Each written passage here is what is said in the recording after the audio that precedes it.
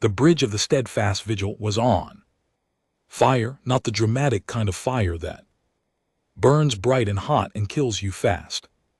This was the slow kind, the kind that crawls through broken cable lines and melts the rubber off the walls and fills the air with a black smoke that sticks to your lungs. Nathan Cole stood in the middle of it, gripping the edge of the command console with both hands and watched through the cracked forward viewport as a Vraxian destroyer came apart in a ball of white light. That made 18. Port battery is gone, said Ensign Danny Marsh from somewhere behind him. The kid's voice was shaking, but he was still at his station, and that was all Nathan could ask of anyone right now. We've got maybe 6 shots left on the starboard rail gun, then make them count, Nathan said. He said it the same way he might have said past the salt, calm, like they weren't surrounded by the burning wreckage of the worst day of his life. 12 hours ago, the 7 Frontier flotilla had been a proper fighting unit, 7 frig, 2 supply ships, and a whole lot of empty space to patrol. Along the corridor, Captain Laura Beckett had been in command, a tall woman with gray hair and steady hands, who had spent 30 years keeping the peace in a part of the galaxy most people forgot existed. Nathan had served under her for 4 years and respected her more than anyone he had ever known. She died in the first 90 seconds of the battle. A Vraxian particle lance punched straight through the steadfast vigil's command deck, and Laura Beckett was there one moment and gone the next. No last words, no dramatic farewell, just flash of light and an empty chair. Nathan was the next senior officer. He did not want command, he took it anyway. The Vraxian shock fleet had come through the corridor like a wave, 63 warships, mostly destroyers and fast cruisers, with a command carrier sitting in the back like a fat spider watching its web. They were not supposed to be here.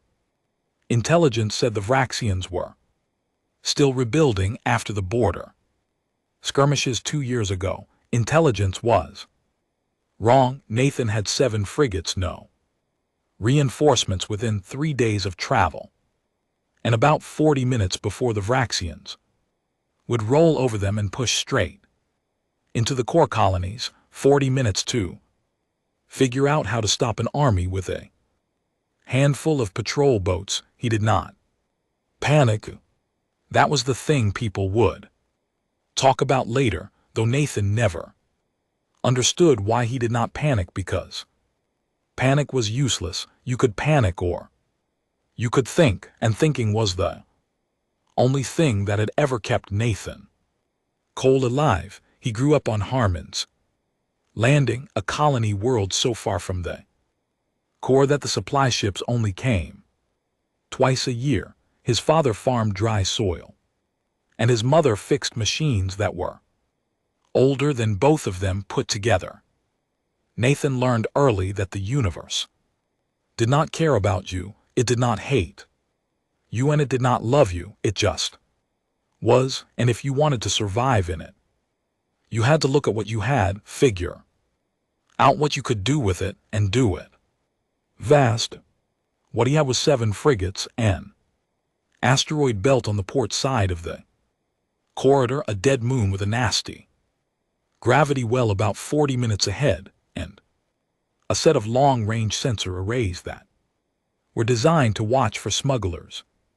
What he did with it would later be called the Veldran Miracle by people who were not there, and the Veldran Nightmare by people who were. First he pulled the flotilla back into the asteroid belt. The Vraxians followed because they had 63 ships and he had 7, and no predator in the galaxy walks away from easy prey. But the asteroid belt turned their numbers from an advantage into a problem. Big formations do not work well When there are rocks the size of buildings flying around, the Vraxians had to spread out, slow down, and pick their way through. Nathan used that time. He ordered his crews to grab asteroids with their towing cables and drag them along as shields. It was crude, it was ugly, it looked ridiculous, but particle lances have a hard time hitting a frigate when there is 1,000,000 tons of rock in the way. Then he did something with the sensor arrays that his communications officer, Lieutenant Hannah Price, told him was insane. He overloaded them, pushed their output far beyond safe limits, and turned them into signal mirrors, bouncing false energy signatures across the belt to the Vraxian sensors. It suddenly looked like there were not 7 human ships hiding in the rocks, but 30. The signatures were messy and unstable, but in the chaos of the asteroid field, the Vraxians could not tell real from fake. They hesitated. And when a predator hesitates, it stops being a predator. Nathan split his flotilla into 3 groups. 2 groups of 2 frigates each ran along the edges of the belt, firing and moving, keeping the Vraxians guessing. Nathan took the remaining 3 ships, including the Steadfast Vigil, and drove straight through the middle of the enemy formation at full speed, heading for the dead moon. The Vraxian commander took the bait. He pulled his fastest ships out of the belt and gave chase, thinking he had found the real human force trying to run. He followed Nathan's 3 frigates right to the edge of the dead moon's gravity. Well, Nathan had done the math in his head. The navigation computer said the maneuver was too dangerous, that the margin of error was less than what the ship could safely handle. Nathan turned off the navigation computer. He swung his 3 frigates around the moon in a slingshot arc so tight that the hull groaned and 2 of his crew passed out from the G-forces. The Vraxian pursuit ships tried to follow. 4 of them made the turn. 9 of them did not. The gravity well grabbed them and pulled them off course, smashing 3 into each other and sending the rest tumbling into trajectories that would take them out of the fight for hours. While the Vraxian commander was watching his pursuit force fall apart, Nathan's 2 flanking groups came out of the asteroid belt behind the main Vraxian formation and opened fire on their supply ships. It was not a fair fight. It was not supposed to be. Supply ships burned, and suddenly the Vraxian Shock's fleet was deep in enemy territory with no fuel reserves and no ammunition resupply. The Vraxian commander, who was not a fool, pulled back. He gathered what was left of his fleet and retreated through the corridor. He left behind 18 destroyed warships, 7 crippled vessels, and a debris field that stretched across half 1,000,000 km. Nathan lost 2 frigates, 26 crew members dead, 41 wounded. The Steadfast Vigil was barely holding together with half its systems down and a hull breach on Deck 4 that they had sealed with cargo tape and prayer. He sat down in the captain's chair, Laura Beckett's chair, and wrote his battle report. He wrote it the way he did everything. Plain and simple. He listed what happened, what he did, and why. He credited his crew by name. He noted the deaths without poetry. He did not call himself a hero or a genius. He described the gravity well maneuver as a calculated risk with acceptable margins, which was a lie but a small one. He sent the report, closed his eyes, and fell asleep right there in the chair, surrounded by smoke and silence and the distant sound of metal cooling in the Cold of space, he did not know that the report would change his life.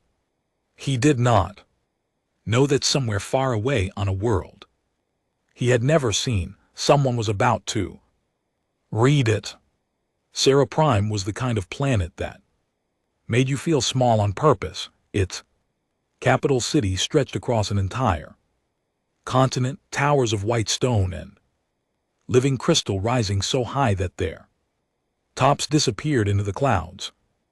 Orbital rings circled the world like silver belts carrying millions of beings from one side of the planet to the other in minutes. Ships came and went from 100 docking spires every hour, carrying diplomats and merchants and soldiers from every corner of the galactic ascendancy. At the center of it all sat the Imperial Palace, a structure so old that no one remembered exactly when it had been built. Its halls were wide enough to fly a shuttle through.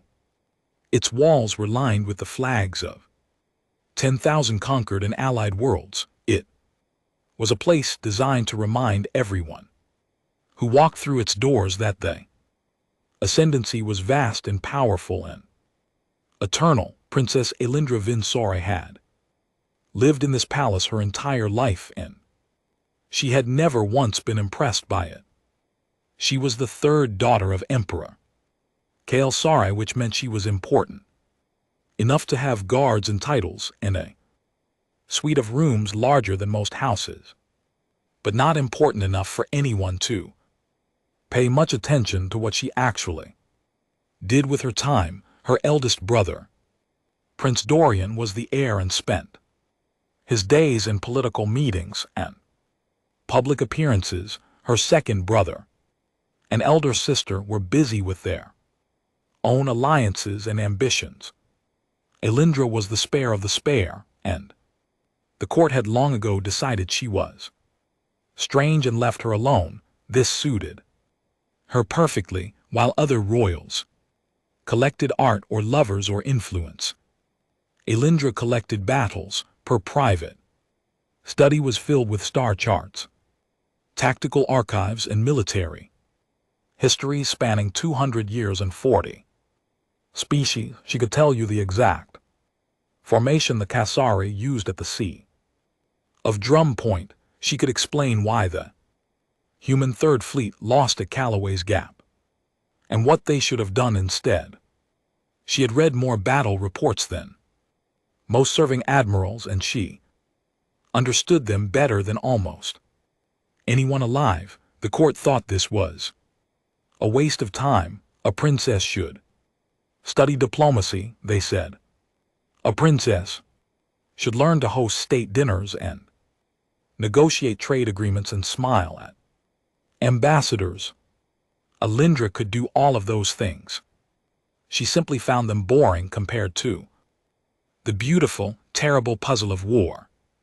Her father, Emperor Kale, was a patient man. He had fought in wars himself decades ago, and he understood his daughter's fascination. Even if he did not share it, he had given her access to military archives and intelligence briefings, partly because he loved her, and partly because he found her analysis useful. On the rare occasions he asked for it, but he had never allowed her on a warship. The Ascendi did not put its princesses in danger, no matter how much they wanted it.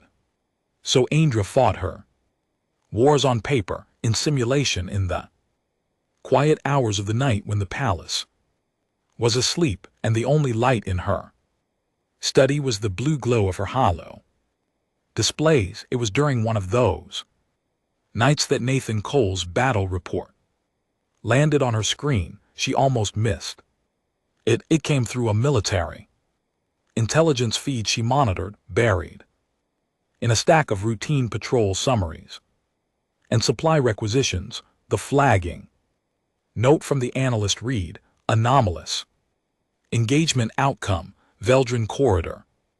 Recommend review. Indra opened it, expecting another border skirmish. Inflated by a nervous analyst, she read the first page and sat up straighter in her chair. She read the second page and pulled up a star chart of the Veldrin corridor. By the third page she had stopped breathing. It was not the victory itself that caught her attention, though the numbers were staggering: 7 frigates against 63 warships, 18 kills, 2 losses. Those numbers were extraordinary, but numbers could be faked or exaggerated. What could not be faked was the thinking behind them. Andra had spent years studying how different commanders made decisions under pressure. Most followed doctrine, which meant they did what they had been trained to do. Some were creative, finding small advantages within the standard framework. A very rare few could see the entire battlefield as a single system, every element connected, every action part of a larger pattern. Nathan Cole was one of those few, and he did not seem to know it. The asteroid belt gambit was clever. The sensor overload was brilliant, but the gravity well trap was something else entirely. Elindra pulled up the orbital mechanics of the dead moon and ran the calculations herself. The margin of error on that slingshot maneuver was so thin that the navigation computer would have flagged it as impossible. Nathan had done it in real time under fire with damaged ships and a crew that was watching their captain fly them into a gravity well at combat speed. He had to have done the math in his head. There was no other explanation. The ship's computer would have refused the trajectory. He looked at a problem that had no safe solution and found the unsafe one that worked. Elindra leaned back in her chair and stared at the ceiling. Her heart was beating fast, and not from fear. She pulled up Nathan's service record. It was thin. Colony born, enlisted at 18, promoted through the ranks without any special notice, no academy education, no genetic modifications, no noble sponsor, no powerful friends. He was on paper. Nobody but paper was stupid. Paper did not capture what Elindra saw in that battle report. Paper could not measure the kind of mind that turned 7 frigates into a weapon that broke a fleet. She read the report a third time, then a fourth. She noticed things that others would miss. The way he credited his crew by name, every single one of them. The way he described the death of his captain in one plain sentence that somehow carried more weight than a page of grief. The way he called a suicidal maneuver a calculated risk with acceptable margins, and she could almost hear the dry, tired humor in the words. She knew in a way that you know something before your brain catches up to your gut, that this man was exactly what the ascendancy needed and did not know it needed, because Elindra knew something that the court did not. She had been tracking Vraxian fleet movements for 2 years, cross-referencing intelligence reports, trade route disruptions, and diplomatic signals. The attack on the Veldrin corridor was not a raid, it was a test. The Vraxians were probing the Ascendi's defenses, measuring response times, cataloging weaknesses. A full invasion was coming, and it was coming soon. The Ascendi's military was large but slow. Its admirals were political creatures who had bought their ranks or inherited them. Its doctrine had not changed in 50 years. When the real war came, these men and women would follow the same playbooks they had always followed, and the Vraxians would cut through them like a blade through cloth unless someone changed the equation. The next evening, the court gathered for a formal state dinner. The long table glittered with crystal and silver, surrounded by senators, generals, ambassadors, and noble heirs from a dozen worlds.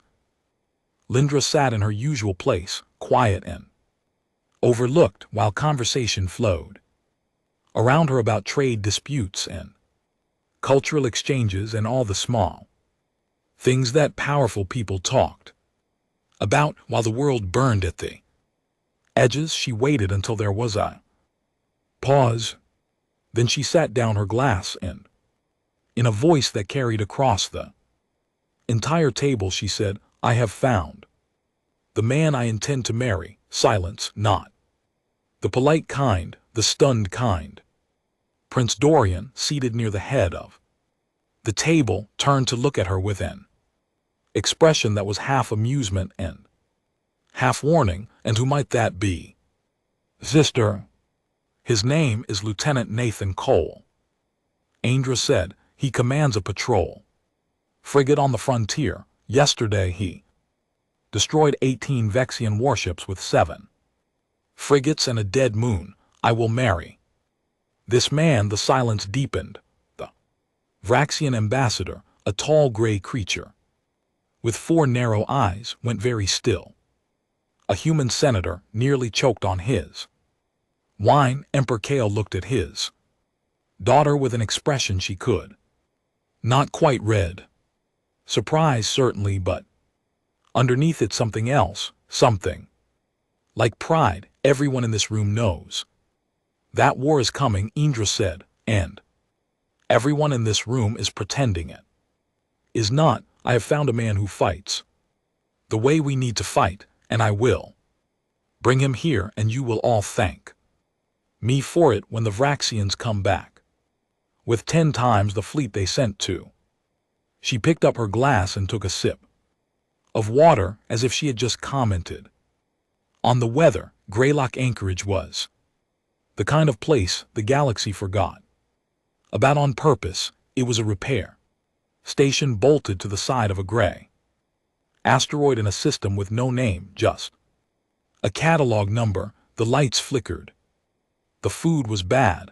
The air recyclers made a sound like a dying animal every 30 minutes, and nobody had fixed them because nobody cared enough to file the work order. It was where the Ascendancy sent ships that were too broken to fight and too expensive to scrap and right now it was home to what was left of the 7th Frontier Flotilla. Nathan Cole was underneath the steadfast vigil with a welding torch in his hand, helping patch a hull plate that should have been replaced 6 weeks ago, but the replacement parts were stuck in a supply chain somewhere between here and a depot that may or may not still exist. He was covered in grease and carbon dust, and he had not slept properly in 4 days, which was not unusual.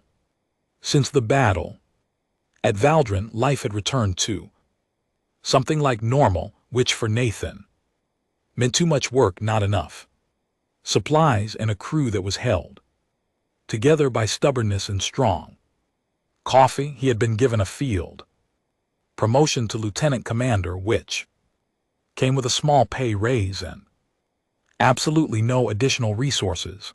The dead had been buried in space with full honors. The wounded were recovering. The steadfast vigil was flying barely, and that was enough. He had not thought much about the battle report he filed. He never thought much about paperwork after he sent it. Reports went up the chain and disappeared into the vast machinery of military bureaucracy, read by analysts and filed in archives that no one would open again for years. Nathan wrote them because he was required to, and he wrote them honestly because lying in reports was the kind of lazy that got people killed later. So when Danny Marsh came running down the service corridor with a sealed message cylinder in his hand and a look on his face like he had seen a ghost, Nathan's first thought was that someone had finally noticed the supply requisition he filed. 2 months ago, sir, Danny said nearly out of breath. This just came through. Priority channel direct from Seraph Prime, it's got the royal cipher on it. Nathan put down the welding torch and took the cylinder. He turned it over in his hands. It was real.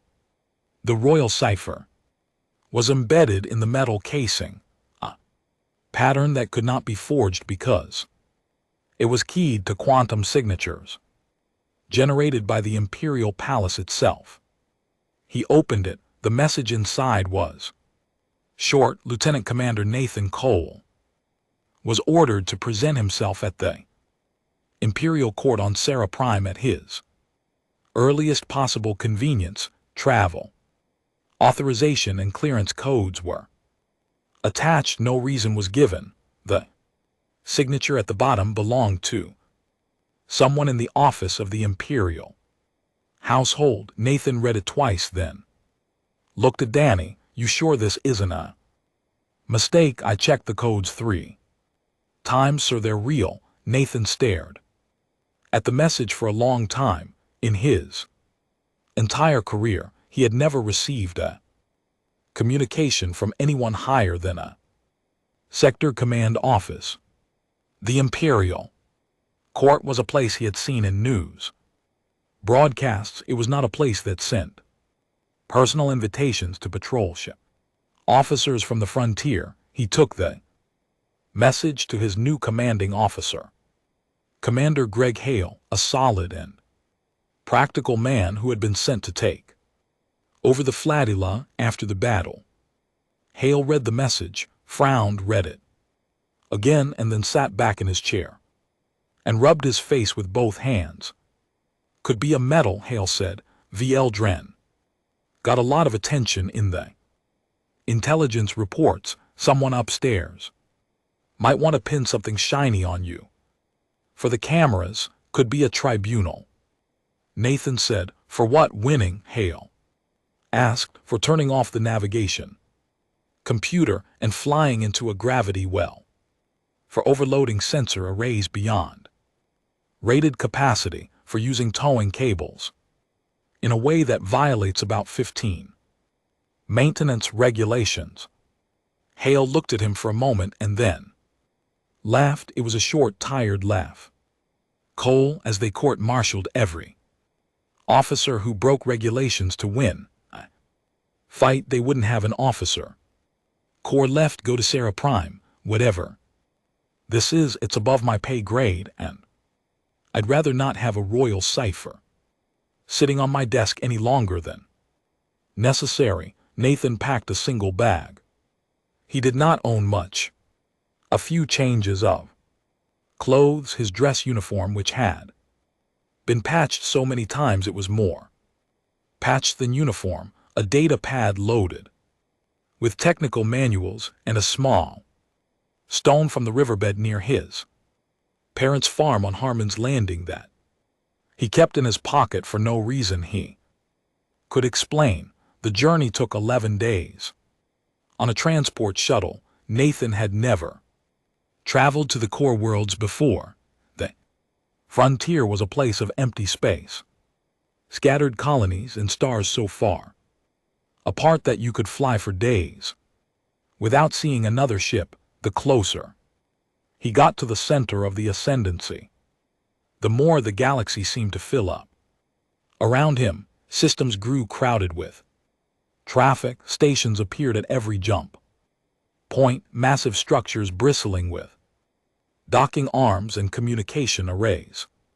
Planets hung in the black like jewels, wrapped in orbital rings and surrounded by clouds of satellites. Nathan watched through the shuttle window and felt a strange tightness in his chest that he eventually identified as the feeling of being very, very far from home. Sarah Prime itself was almost too much to look at. The planet was so covered in city that from orbit you could not see any natural ground at all. The Imperial Palace sat at the center of the capital, like a mountain, and the shuttle descended toward it through lanes of air. Traffic so dense they looked like rivers. of light. Nathan stepped off the shuttle. In his patched dress uniform, carrying his single bag, and stood on a landing platform made of polished stone that was probably worth more than every ship he had ever served on combined. A warm wind carried the scent of flowers he could not name. The sky was a perfect blue. Everything was clean and bright and enormous. He felt like a man who had walked into the wrong room at a party. She was human, around 40, with dark hair pulled back tight and eyes that looked like they were recording everything they saw. She wore a simple gray suit that somehow looked more expensive than any dress uniform Nathan had ever seen. "Lieutenant Commander Cole," she said. It was not a question. "I am Cassandra Webb. I serve as chief advisor to Princess Elindra von Sarai. Please come with me." Nathan followed her through corridors of wit stone and crystal. Palace guards stood at every intersection, tall figures in ceremonial armor that Nathan was fairly sure was not just ceremonial. Servants and officials moved past in a constant flow, speaking in low voices, carrying documents and data pads. Nobody looked at Nathan. He was invisible here. A nobody in a patched uniform walking through the center of power. Cassandra walked fast and talked faster. She explained in a tone that was polite, but allowed no interruption, that Princess Elindra had read his battle report from Veldrin, that the princess had been impressed, that the princess had in fact made a formal declaration of marriage intent toward Nathan at a state dinner 3 days ago. Nathan stopped walking. Cassandra stopped 2 steps ahead and turned back to look at him. Her expression did not change. "I'm sorry," Nathan said. "Did you say marriage?" "I did. A princess wants to marry me." "That is correct, because she read my battle report. That is the stated reason." "Yes." Nathan stood there in the middle of a corridor that was older than his entire colony world and tried to make the words fit together in a way that made sense. They refused. "Is this a joke?" he asked. He did not ask it rudely. He asked it the way a man asks if the ground under his feet is real when everything around him has stopped making sense. "It is not a joke," Cassandra said. "Under ascendancy law, a royal declaration of marriage intent begins a formal courtship evaluation.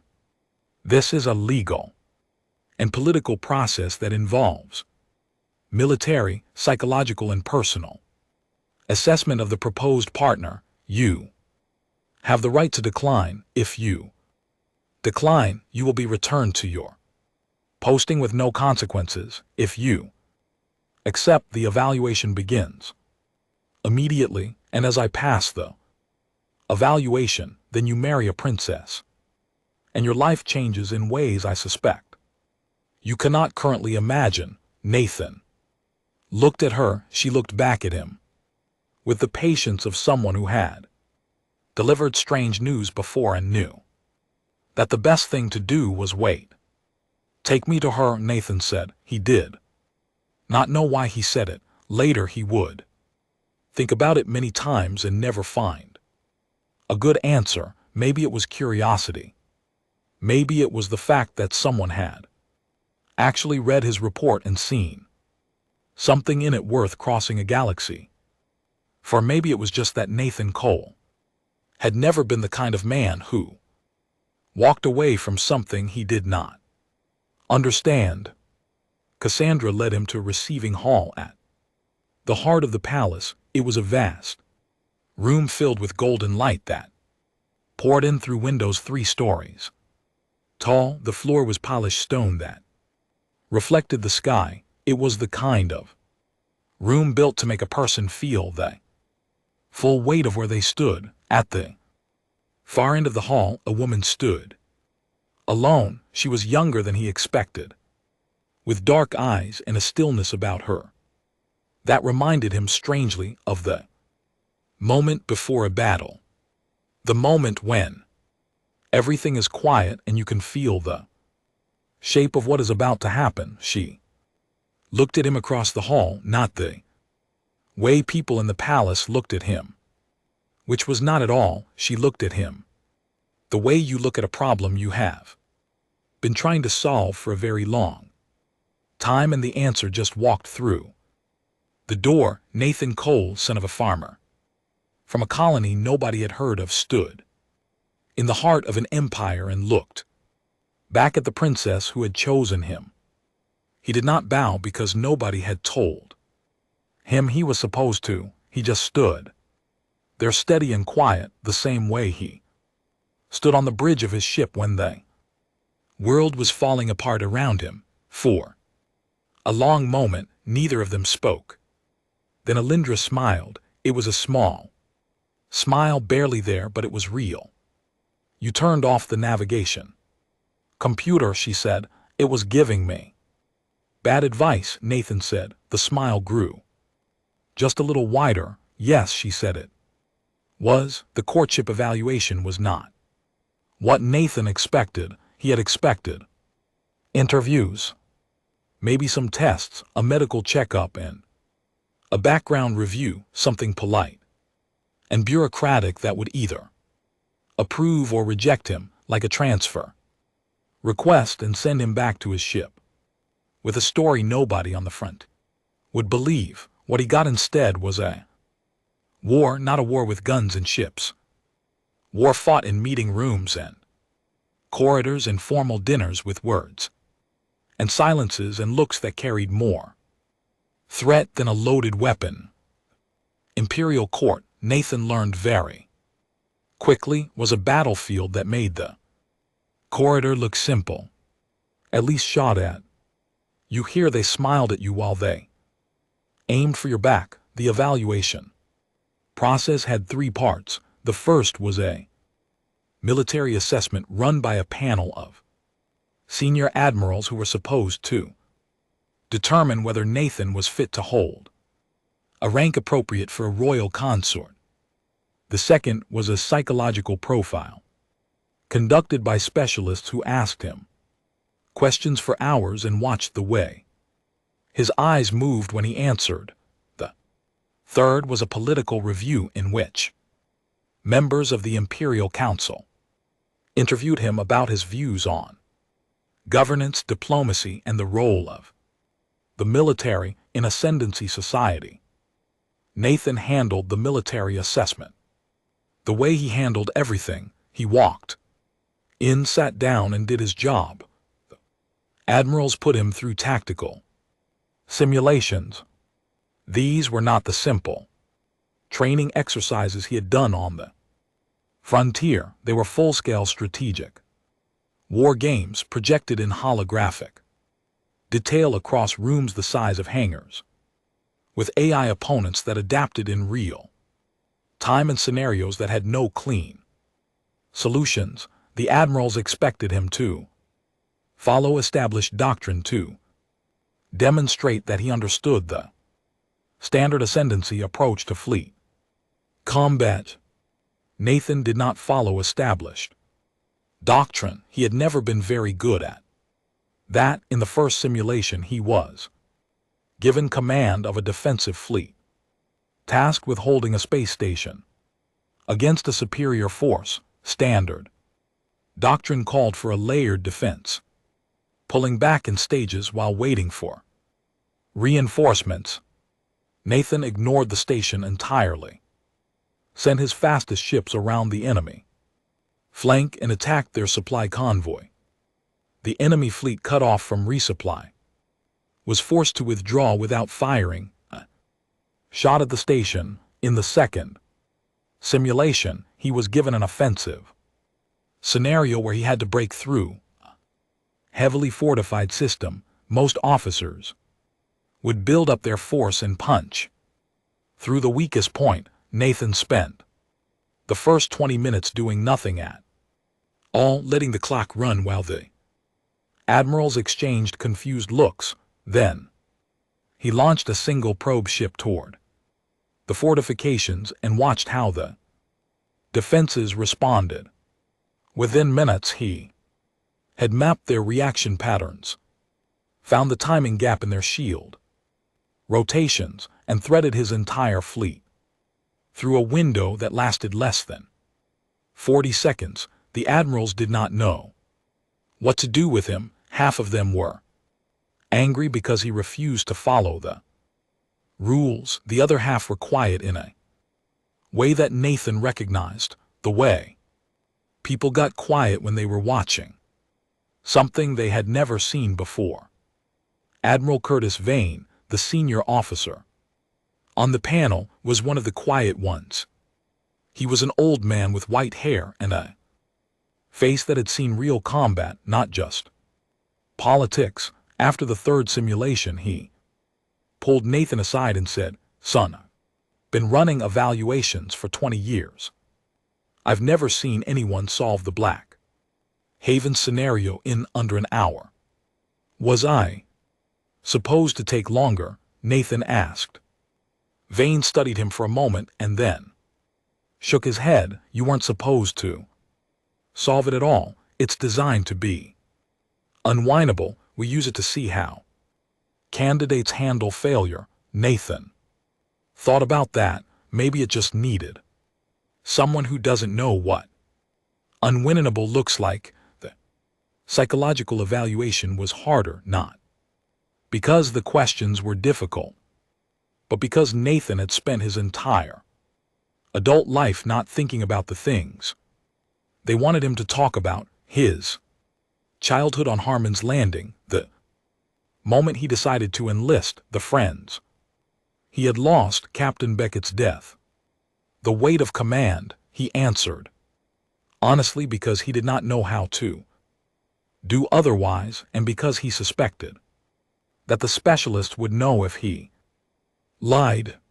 He told them that he still heard the sound of the hole breach that killed Laura Beckett if the room was quiet enough. He told them that he did not sleep well most nights and had not for years.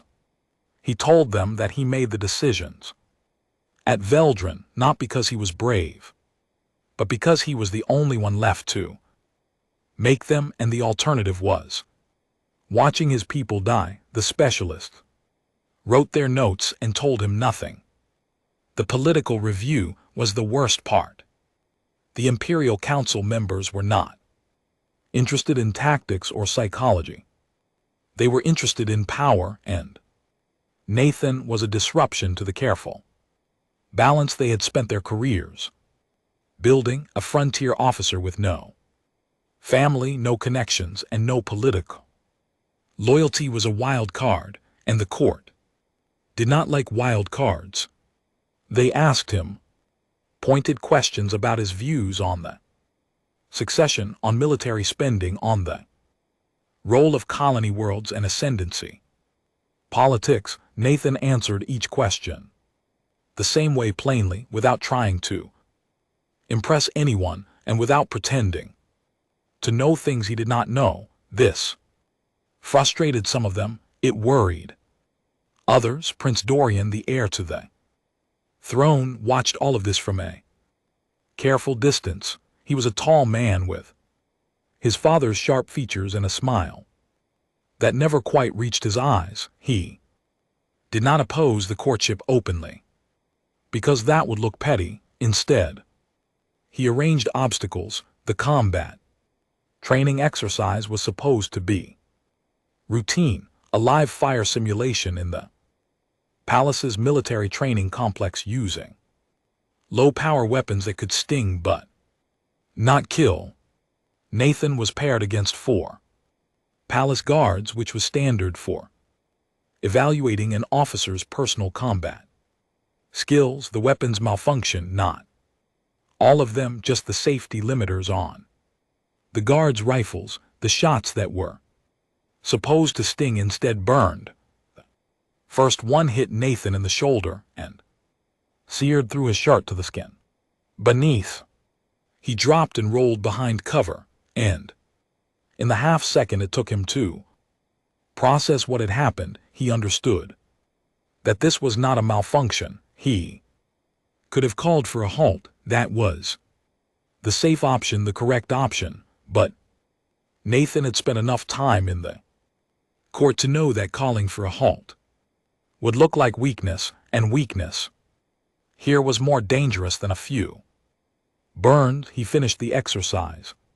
He took 2 more hits, one on his arm and one across his ribs, and he put all 4 guards on the ground using a combination of speed, dirty tricks, and the kind of close quarters fighting you learned on frontier stations where the rules were suggestions.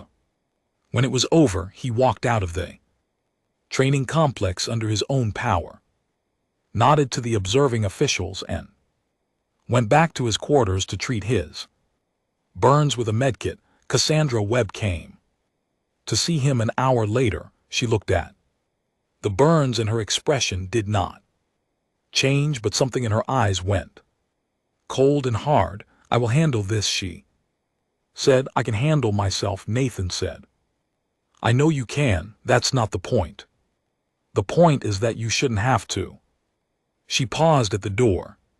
The princess would like to see you this evening if you're able. He was able. He met Andra in her private study, a room filled with star charts and tactical displays that felt more like a war room than a princess's quarters. She looked at his arm where the sleeve covered the bandage and said nothing about it, but he saw her jaw tighten. They talked not about the courtship or the council or the prince. They talked about war. Andra pulled up a historical battle, a famous defeat from 80 years ago wherein Ascendancy fleet was destroyed by a numerically inferior force that used unconventional tactics. She asked Nathan what he would have done differently. He told her. She disagreed with his third point. They argued about it for an hour, and it was the best conversation Nathan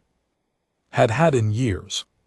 These meetings became regular. Every evening when the court's games paused for the night, Nathan would go to Elindra's study and they would talk. She would challenge him with scenarios and he would surprise her with solutions. She would show him intelligence reports about Vraxian movements and he would see patterns in the data that she had missed, and she would show him political dynamics that he could not see. Slowly, carefully, they built something between them, not romance, not yet, something more like trust, the kind of trust that forms between 2 people who see the world the same way and know that no one else does. One night, Elindra told him the truth. She had been carrying alone for 2 years. The Vraxian invasion was coming.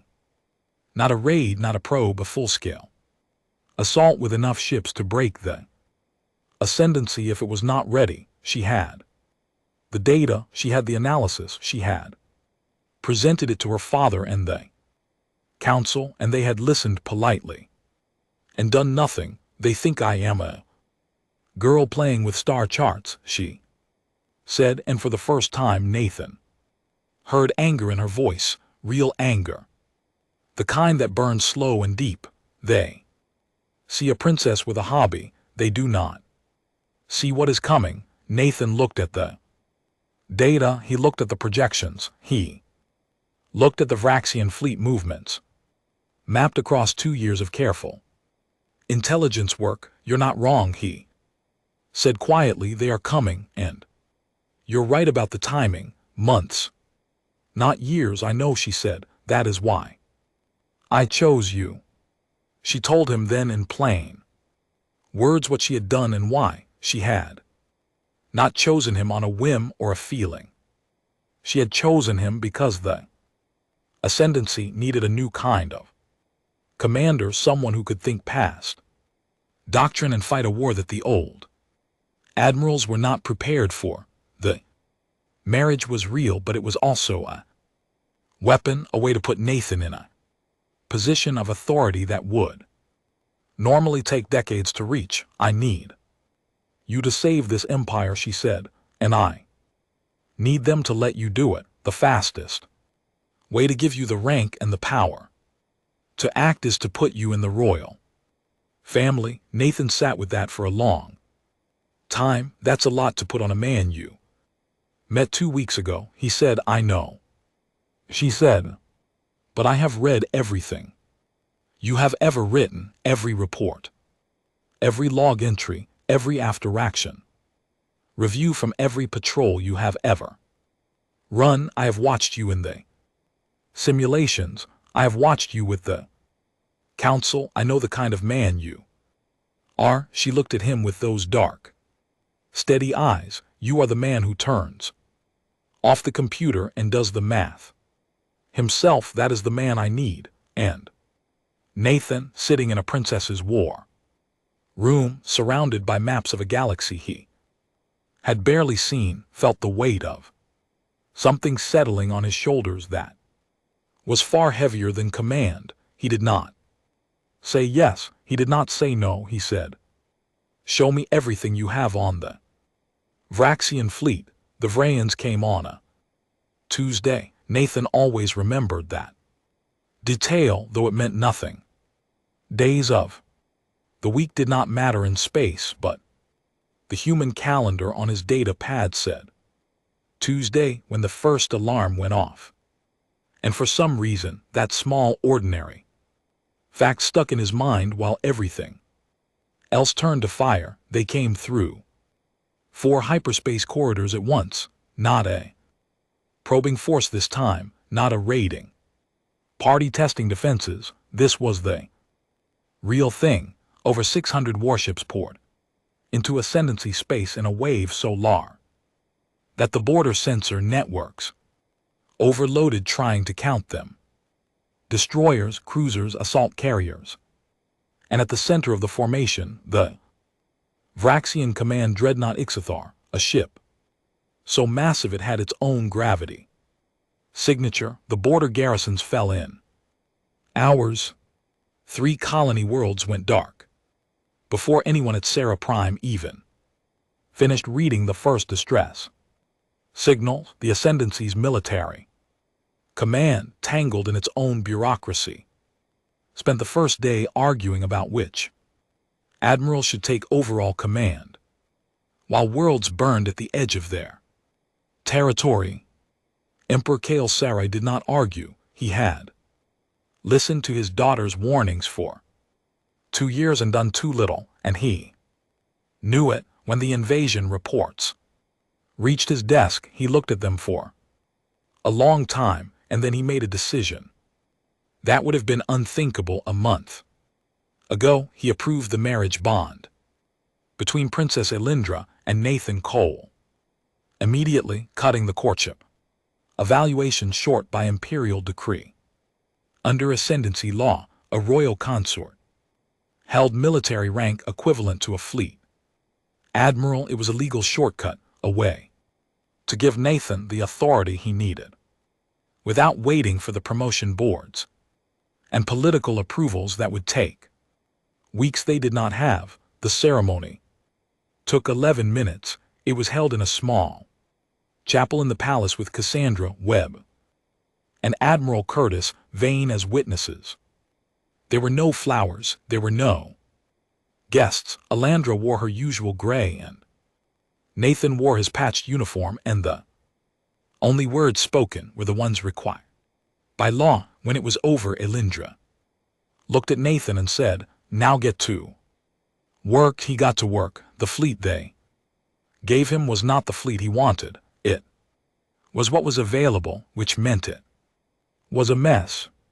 42 Ascendancy warships of various classes, most of them pulled from patrol duties and garrison assignments. 12 allied ships from 3 different species, each with their own command structure and communication protocols. A ragged collection of colonial militia vessels, small fast ships with light weapons, and crews who had more courage then training and the heavy cruiser, Pale Meridian, which became his flagship, because it was the biggest ship in the group and someone had decided that admirals needed big ships. Nathan looked at his fleet and saw what he always saw when he looked at a bad hand, not what he wished he had, but what he could do with what was there. He chose the Tassara Expanse as his battleground. It was a region of space filled with unstable nebula, shifting gravity, pockets and clouds of charged particles that played havoc with sensors and shield. Standard military doctrine said, you did not fight in the Tassara Expanse. The terrain was too unpredictable, the navigation too dangerous, the risk of losing ships to the environment as high as losing them to the enemy. Nathan chose it for exactly those reasons. The Vraxian fleet was built for open space combat. Their ships were big, their formations were tight, and their tactics relied on overwhelming force applied in coordinated waves. All of that fell apart in the Tessera Expanse, where you could not see more than a few thousand kilometers in any direction, and a gravity pocket could grab a destroyer and spin it like a toy. He spent 2 days positioning his fleet. Alindra was beside him on the bridge of the Pale Meridian, sitting at a station that had been hastily set up with intelligence feeds and tactical displays. She was not there as a symbol, she was there because she knew the Vraxian military doctrine better than anyone alive, and in the hours before battle, she fed Nathan a constant stream of analysis, how the Vraxians organized their command structure, how their fleet coordinators communicated, where the decision-making bottlenecks were. Their entire formation relies on proximity to the command ship. She told him the Ixxahar broadcasts coordination signals to every ship in the fleet. The farther a ship gets from the dreadnought, the slower its response time. If you can disrupt that signal, even for a short time, the outer ships lose cohesion. Nathan listened. He studied the data. He stared at the holographic map of the Tessara Expanse for hours, tracing paths through the nebula with his finger, measuring distances and timing windows in his head. Then he told his officers his plan, and half of them thought he had lost his mind. The battle began at dawn. By ship time, though there was no dawn in the nebula, Nathan sent his colonial militia ships in first, 40 small craft that darted through the nebula clouds, loose formations, firing and running, dragging the Vraxian vanguard into the worst of the terrain. The militia captains were not trained tacticians, but they were frontier pilots who had spent their lives flying through rough space, and the nebula felt more like home to them than it did to the Vraxian crews. The Vraxians pushed forward, confident in their numbers. The nebula slowed them down but did not stop them.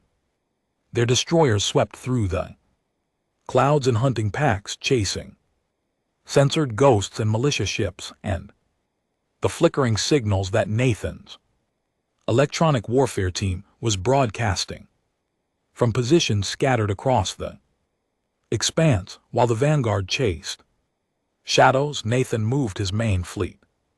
He split the Ascendancy warships into 2 groups and sent them wide, looping around the edges of the expanse through corridors he had mapped using Aindra's intelligence data and his own analysis of the nebula shifting patterns. The Allied ships took the left flank. Ascendancy regulars took the right. They moved slowly, running silent with minimal emissions, invisible in the soup of charged particles. The Vraxian commander, sitting in the heart of the Ixathar saw what he expected to see. Disorganized human defense falling back. Under pressure, small ships scattering. No sign of a main fleet engagement. He pushed deeper into the expanse, pulling his formation tighter around the dreadnought for coordination, exactly as Elindra had predicted. Nathan waited. He watched the tactical display with the patience of a man who had spent years watching empty space on the frontier. Waiting for something to happen, he waited until the Vraxian formation was deep in the expanse, committed with nebula clouds on every side and gravity. Pockets narrowing their maneuvering room. Then he gave the order that made his officers go pale. He took the pale Meridian and a squadron of 6 frigates and drove them straight into the center of the Vraxian formation, not around it, not at the edges, straight into the heart, directly at the Ixathar. Commander Greg Hale, who had been given command of one of the flanking groups, heard the order over the tactical channel and said one word that the communication logs would later redact. It was by every measure a suicidal maneuver, 1 cruiser and 6 frigates against the most heavily armed dreadnought in the Vraxian fleet, surrounded by hundreds of warships. Nathan was not supposed to win this fight. He was not even supposed to survive it. He was supposed to make the Vraxian commander afraid. The pale Meridian came out of the nebula like a ghost, engines at full burn, weapons firing in every direction. The 6 frigates spread around it in a scream, pouring fire into the nearest Vraxian ships. The suddenness of the attack, the sheer insanity of it, created exactly the reaction Nathan needed. The Vraxian command ship pulled back just a fraction, just enough to open distance between itself and the threat, and when the Ixathar moved, the coordination signal shifted. Every ship in the Vraxian fleet received updated positioning data, and for 90 seconds, while the fleet adjusted to the new command position, the outer formations lost synchronization. 90 seconds of confusion. Nathan's flanking groups hit the Vraxian formation from both sides at the same moment. The effect was devastating. The outer Vraxian ships, disoriented by the nebula and momentarily cut off from coordinated command, reacted individually instead of as a fleet. Some turned to face the flanking attacks. Some tried to retreat toward the Ixathar. Some held position and waited for orders that took too long to come. The tight, disciplined formation that had crushed border garrisons in hours broke apart into clusters of ships, fighting separate battles with no unified strategy. The Allied ships on the left flank tore into the Vraxian supply line. The Ascendancy regulars on the right hit the destroyer packs that had been chasing militia ships and caught them out of position. The colonial militia, who had been running and hiding for hours, turned around and joined the fight with the ferocity of people defending their homes. Nathan drove the pale Meridian through the chaos like a knife. His bridge crew worked in focused silence, calling out targets and threats and damage reports in the calm, clipped voices of people who had decided to trust the man in the captain's chair. Aindra sat at her station with her eyes moving across 3 displays at once, feeding Nathan updates on Vraxian response patterns, telling him where they were strong and where they were breaking. The Ixathar tried to rally its fleet. The dreadnought was enormous and powerful, and its weapons could destroy a cruiser in a single volley, but it was also slow and, in the shifting terrain of the Tessara expanse, slow was fatal. Nathan kept the pale meridian moving, never giving the dreadnought a clean shot always. Circling, always threatening, keeping the Vraxian commander focused on the wrong fight, while the real battle happened on the flanks. It took 3 hours. 3 hours of fire and noise and decisions made in fractions of seconds. 3 hours of ships dying on both sides, of bulkheads cracking and crews fighting to keep their vessels alive in the worst conditions any of them had ever faced. When it was over, a Vraxian fleet was broken. The Exathar retreated through gap in the nebula, trailing debris and fire, surrounded by the remnants of a fleet that had entered the Tassara expanse with 600 ships and left with less than 200. The expanse was filled with wreckage and silence and the slow drift of dead ships turning in the gravity currents. Nathan had lost 19 ships. Every loss was a name he would remember, but the invasion was over. The Vrayans would not come back, not this year, not for many years. The news reached Sarah Prime before Nathan's fleet had even finished rescue operations. The court, which had been preparing for the possible fall of the outer colonies, received the battle report with stunned disbelief.